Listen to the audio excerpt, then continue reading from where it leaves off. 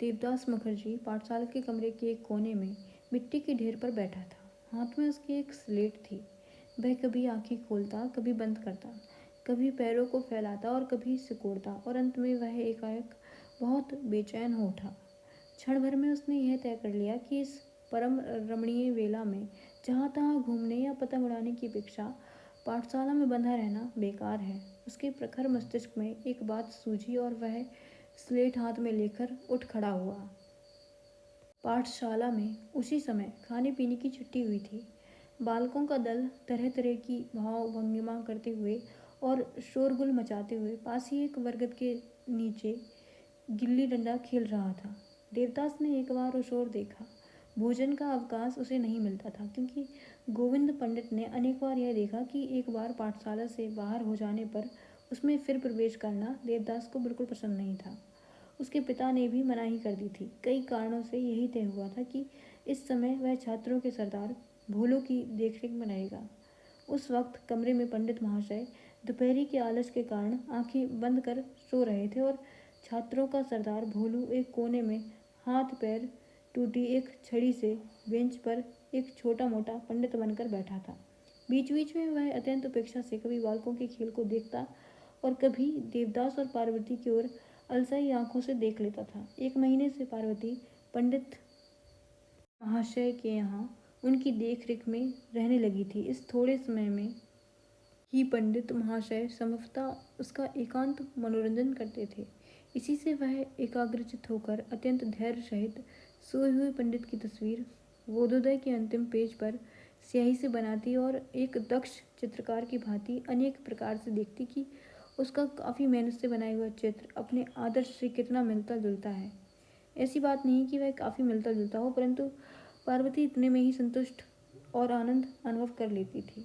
इसी समय देवदास स्लेट हाथ में लेकर खड़ा हो गया और भोलू को संबोधित करते हुए बोला, सवाल नहीं आ रहा है। शांत और गंभीर होकर भोलू ने कहा, कौन सा सवाल? मन शेर छटांग का। स्लेट देखूं?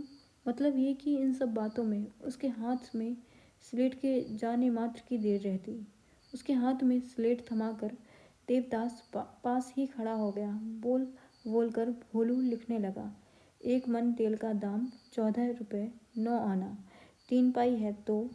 इसी समय एक घटना हो गई। हाथ पैर की टोटी बेंच के ऊपर भोलू अपने पद मर्यादा अनुसार जगह चुनकर नियम पूर्वक आज 3 साल से बैठता आ रहा था। उसके पीछे चूने का ढेर लगा था। उस पंडित महाशय ने कभी सस्ते दर पर खरीद लिया था। उनकी इच्छा थी कि समय आने पर वे इसी से कोठा और दलान यहाँ बनवाएंगे। पता नहीं कब वह शुभ दिन आएगा, पर इस श्वेत चूर्ण के प्रति उनकी सतर्कता और निगरानी का ठिकाना नहीं था। संसार से अनभिज्ञ और परिणाम से अनजान कोई दरिद्र बालक उसका अणुमात्र नष्ट न कर सके, इसलिए इस सयत्न संचित वस्तु की रक्षा सावधानी से करने का भार अन्य बालकों की अपेक्षा वयस्क भोलानाथ और भोलू को दिया गया था, और इसी से बेंच पर बैठकर वह इसे घेरे रहता था। भोलानाथ लिख रहा था, एक मन तेल का दाम, यदि 14 रुपया 9 आना 3 पाई हो तो। अरे बाप रे बाप! इसके बाद बहुत शोरगुल मचा। तेज आवाज में पार्वती चिल्ला उठी और ताली बजाकर जमीन पर लेट गई। नींद से तुरंत जागे हुए पंडित महाशय लाल आंखें किए एकाएक खड़े हो गए। उन्होंने देखा कि पेड़ के नीचे से बच्चों का दल कतार बांध कर और हो करके चिल्लाता हुआ चला आ रहा है, और उसी वक्त टूटी बेंच के ऊपर उठे हुए 2 पैरों के ऊपर उनकी नज़र पड़ी और उनकी आंखों से ज्वालामुखी तरह आग बरसने लगी। चिल्ला उठे, क्या हुआ? क्या हुआ? क्या हुआ रे? बोलने वाले में सिर्फ पार्वती थी, पर तब तक जमीन पर लोटपोट हो गई थी और तालियां बजा रही थी। पंडित महाशय का विफल प्रश्न क्रोध के रूप में बदल गया, क्या हुआ? क्या हुआ रे? इसके बाद चूना हटाकर भोलानाथ की सफ़ेद मूर्ति खड़ी हो गई। पंडित महाशय फिर चिल्ला उठे, शैतान, उसके भीतर तुम थे। ए फिर देवासाला ढकेल दिया। ए मन शेर छटांग, फिर वही शैतान। पर क्षण भर बाद ही सब मामला समझकर चटाई पर बैठकर उन्होंने प्रश्न किया। देवा गिराकर भाग गया। भोलू और रोने लगा। इसके बाद कुछ देर तक चूने की झाड़ पोंछ हुई, पर सफ़ेद और काले रंग के अद्भुत मिश्रण के कारण छात्र सरदार बहुत कुछ भूत-सा दिखाई दे रहा था और तब भी उसका रोना खत्म नहीं हुआ था। पंडित ने कहा, देव ढकेल कर भाग गया। क्यों? भोलू ने कहा। ए। पंडित ने कहा, इसका मजा चखाऊंगा। भोलू ने कहा और रोना शुरू कर दिया।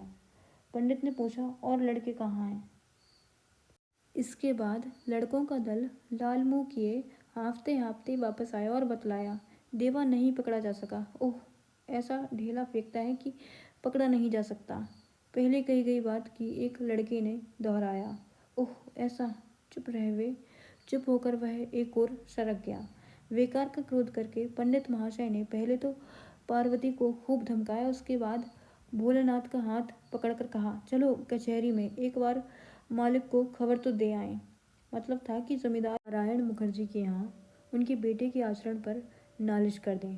3 बज रहे थे। नारायण मुखर्जी बाहर बैठकर हुक्का पी रहे थे और नौकर पंखे से हवा कर रहा था।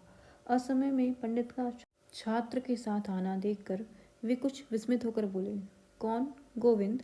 गोविंद ने, जो जाति के कायस्थ थे, जमीन छूकर प्रणाम करके भोलू को दिखलाकर सारी कथा विस्तार से कह